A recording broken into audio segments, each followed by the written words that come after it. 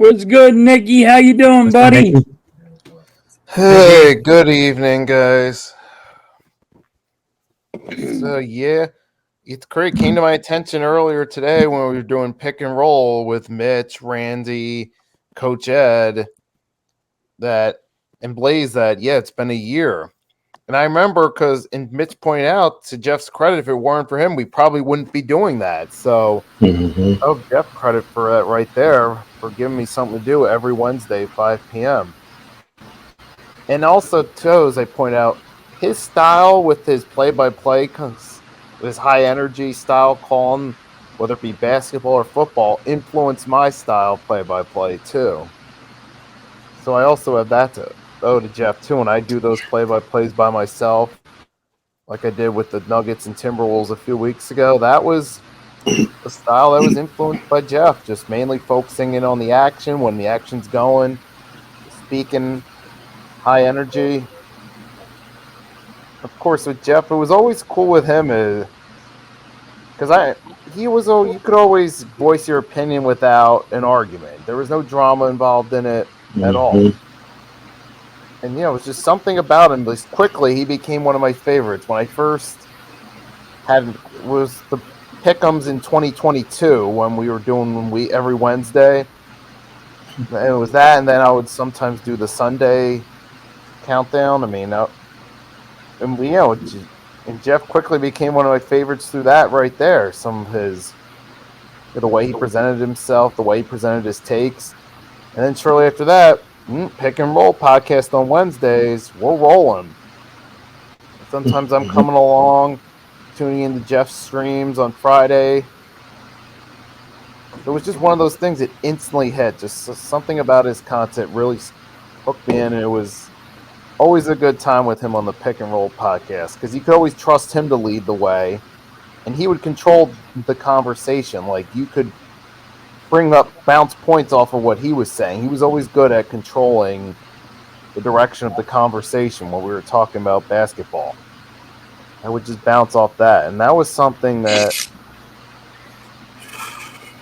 always made it easier. But now it's been a year. Sometimes it's crazy, because sometimes trying to lay down or relax, and I'll be like trying to get my mind off what's going on in life and start thinking about YouTube. And one of the first things that'll come to mind is doing pick and roll or pick'ems with Jeff on there. So still holds a special place for me when it comes to my YouTube vids, man. But again, I have to thank him, because if it weren't for that idea, I wouldn't be doing pick and rolls. So I got to thank Jeff for that, and thank him for influencing my style on the play-by-play. So you definitely do miss it, being able to interact with him and hear his voice. So how did you guys get to meet Jeff for the first time? When you first time met him?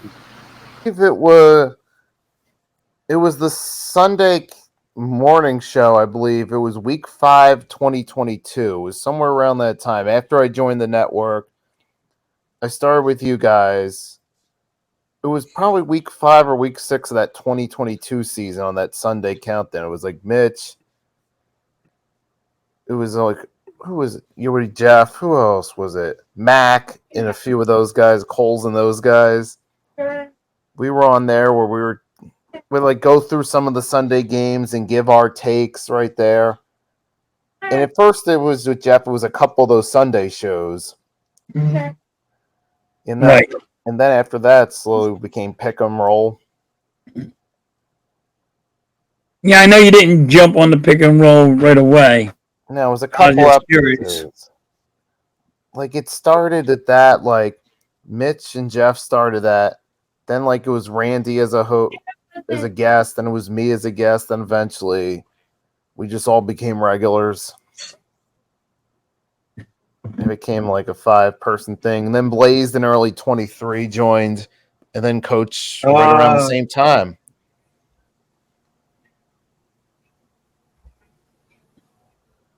Yeah, he touched everybody. He just he knew how to keep the community going. Like, he was building something. special for the hardcore sports. Like when he brought everybody and started bringing people in and all, I thought he was building something really cool. You know, he got the Zion and he got a lot of people in here, and it was, you guys are awesome. Yep, the beautiful Coach, I thing about it appreciate is Coach and all. you get people from different parts of the country or possibly different parts of the world that regardless of what team they cheer for, we all share one thing in common. We like to talk sports because it's a place we can all come together, share our opinions with people that we otherwise would not have the opportunity to. That's facts.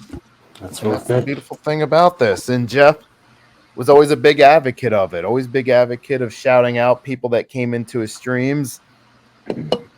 Always a big advocate of making it feel welcoming. There was no drama there with Jeff. Never. Because I remember one time on like a pick and roll beforehand, we were talking. There was like something going on with like, I guess DJ Storm or one of those guys, and they were talking about the drama. And Jeff's like, "Look, I'm 38. I don't got time for this."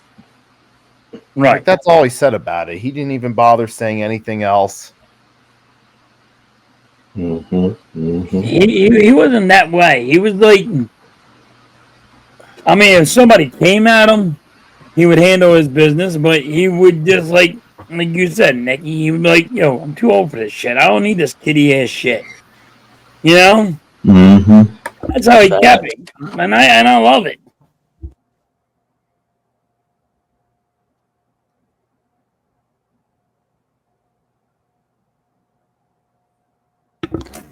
That's facts. That's what I loved. We all loved about him. You know what I'm saying? It was always like Nicky just said. Not to echo what he said, but to echo what he said. He made everybody like. Maybe you're not fans of the same team, or maybe you're not fans of the same superstar in WWE or anything. He was always comfortable talking to him. You know, it's like. It just like was homies that you knew for a long time, just hanging together, talking sports. He never felt like even if you wasn't as knowledgeable, he never made you feel intimidated. He just was always so welcoming, and that's one thing that I wanted to point out as well that Nicky kind of said, and I wanted to echo. I think Raphael was going to say something though. Yeah, I was talking about. I'm sorry to interrupt, but I had to go to make some dinner. But thanks for having me at halftime. Salute to Coach Chen, Nicky Steez, because I just finished looking at the podcast with Zion, but salute my brother. Also salute to me. So I just wanted to just El Capitan Rafucho is here, so I just wanted to say salute and have a great night, have a great week, and of course, peace out. And we miss you, Jeb. So we will never forgive you. So we will never forget you. Peace for this family, much love, respect. Without Jeff, we are nothing. So, God bless you all. Let's get it, Ralph. All right, Rob. That was a good one. I'm probably gonna head out myself. I just want to say thank you guys so much for just having this and you're right on this one. Jeff wasn't. He wasn't for the bullshit. Absolutely not. I just want to say thank you again for bringing me on, and I know I'm not always active on the Twitter space or anything, but I just want to say thank you guys again for holding it down on hardcore sports and letting you guys rep that, letting me and the boys on Friday nights rep that platform on Premium Takes. We really appreciate that, and we miss you, Jeffrey. We know you're always looking down. You wouldn't want us to be sad. You want us to be happy and rejoice your life, and that's what we're doing. We love you, Jeffrey, and thank you guys so much for having me on. Y'all have a blessed evening. You do. Let's get it.